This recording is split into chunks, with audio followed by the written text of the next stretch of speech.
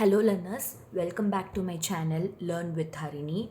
Today is the last minute set of latest PYQ for the people who are going to attend HRM Labor Laws Industrial Relations UGC NET Paper 2 Exam Code 55. So let's get into the video. The first question for the day is, when welfare work is used as a means to secure, preserve and develop the efficiency and productivity of the labor, then that kind of theory, such theory is called as, the answer options are given here and the right answer is functional theory. In functional theory, the employees are very important and they play a vital role in the organization. The functional theory talks about providing benefits, that is like restrooms, uniforms, first aid, drinking water facility, all that benefits and perks for the employees in order to help them perform well with good productivity. So such theory is called as the functional theory. The next question is the theory of personality. This is the keyword, which is based on physical attributes or psychological factors for categorization of personalities is called as, the options are given here. That particular theory is called as the type theory. That is, everybody have their own personality. They have unique personality and traits, right?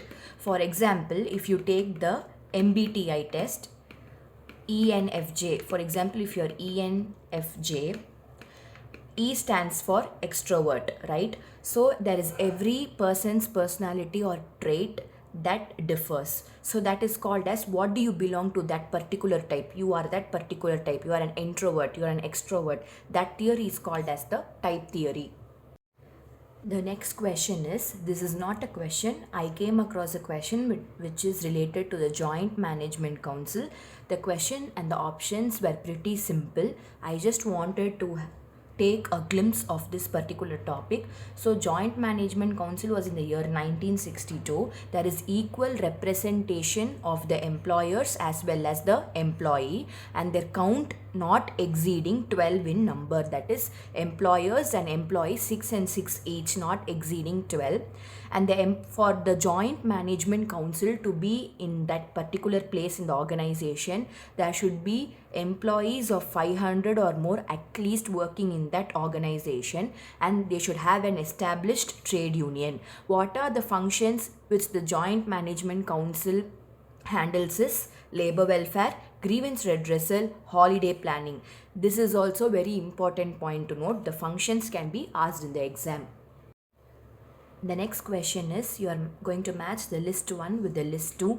Always start with what you know, so that if you don't know any one match the following also, you can match it up later in the end. You will figure it out eventually. So the first one is case study. As we all know, case study involves lot of analytical, critical, judgmental skills and decision making. You are going to have an in-depth analysis of what you are going to study in that particular case study. So case study is this, number 1. Role play. You are having a role play as in, you've been thrown into a particular topic or a situation and you are going to enact that. So that role play involves human relation skills. So that is number 2. The in-basket method and simulation.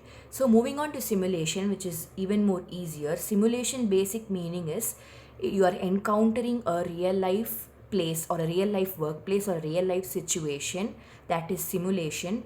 You are enacting it, you are encountering it. So that is encountering skill. That is simulation number 4. The last left out one is in-basket method. It's situational, judgmental and problem solving. The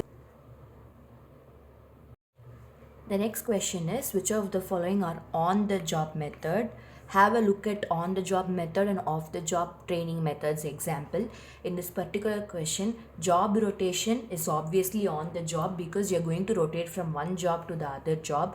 Vestibule training is like near the job method, not on the job. It's like a workplace that is set up like a simulation, that is vestibule training, to have hands-on experience. Next one is role playing. Role playing is again not exactly on the job. Committee assignments, yes, because you're been assigned to a particular committee in that on the job method? That is yes. And then coaching also, you're going to mentor. So the option is A, D, E.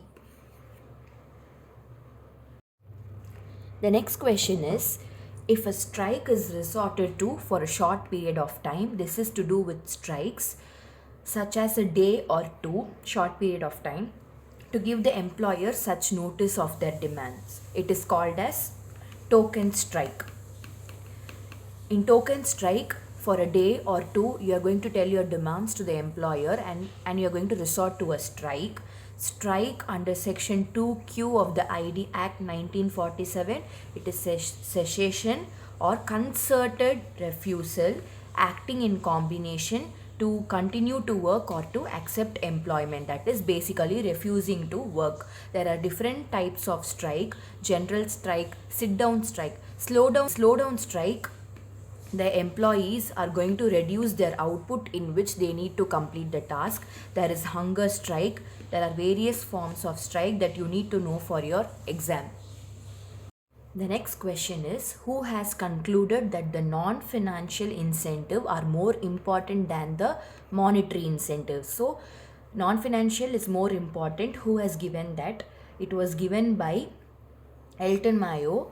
Elton Mayo's theory, that Hawthorne effect, it's a famous theory. In this, better communication and the managers who focus on the work of their employees, they give preference to their decision making. Having a good communication and good relationship between the employer and the employee are more important for the workers to perform better than the financial incentives. The next question deals with how many members to be constituted in the advisory committee of the Equal Remuneration Act of 1976. According to section 6 of the Equal Remuneration Act, it constitutes of advisory committee. There should not be less than 10% forming that advisory committee, and one half shall be women in that particular committee. This is very important. The last question for the day is, as per the Bonus Act of 1965, bonus to be payable to the employee within how many months from the close of the accounting year? The answer is 8 months. Bonus Act of 1965, there should be 20 or more person employed in that establishment. The minimum bonus rate is 8.33% and the maximum is 20%. The wage limit is rupees 21,000.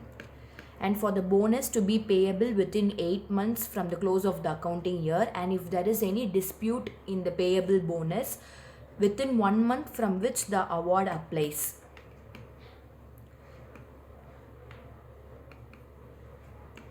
So that's all. Keep preparing for your exam. All the best to all my students who are going to appear for the exam UGC NET paper code 55. You are going to just rock the exam. Stay confident and attend all the questions properly. Don't miss out the 2 passage comprehensive based questions where you can score easily 10 out of 10, and finish your paper 1, manage your time accordingly so that you won't be left out without having time for your paper 2. All the very best.